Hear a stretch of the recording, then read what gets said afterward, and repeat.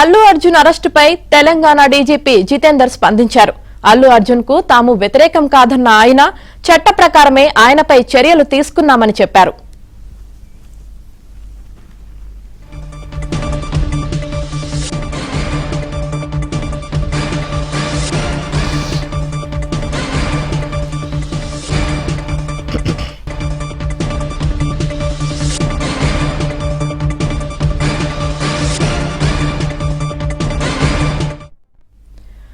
అల్లు అర్జున్ అరెస్టుపై తెలంగాణ డీజీపీ జితేందర్ స్పందించారు.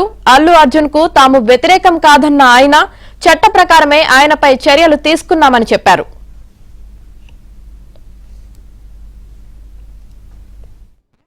As far as Allu Arjun is concerned, we have nothing against any personally against any individual, but at the same time, all should be responsible to the citizens of the state.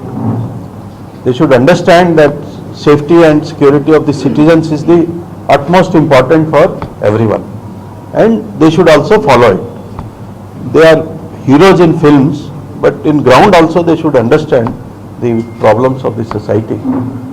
Promotion of a film is not that important as important of the safety of the citizens. So something wrong has happened, so we should all understand that such incidents are not good for the safety and security of the citizens.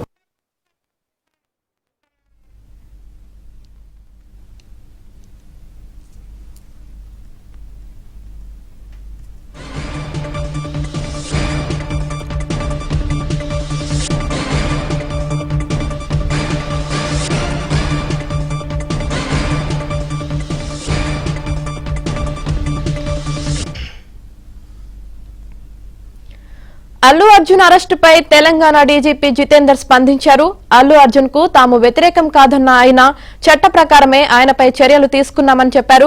ఇక దీనికి సంబంధించి పూర్తి సమాచారం మా ప్రతినిధి శ్రీనివాస్ అందిస్తారు. Srinivas, so స్వయంగా అల్లు అర్జున్ ఘటన పైన డీజీపీ జితేందర్ కరీంనగర్ లో స్పందించారు. ఇప్పటికే స్వయంగా నిన్న సంధ్యా థియేటర్ ఘటన పైన సీఎం రేవంత్ రెడ్డి సుదీర్ఘ ప్రసంగంలో ఆ సినిమాకు సంబంధించి అల్లు అర్జున్ ప్రవర్తన తీరు పైన ఆయన సీరియస్ కామెంట్లు చేసిన విషయం తెలిసిందే. సో ఇదే సమయంలో డీజీపీ కూడా స్పందించడం తీవ్ర చర్చనీయాంశమైంది.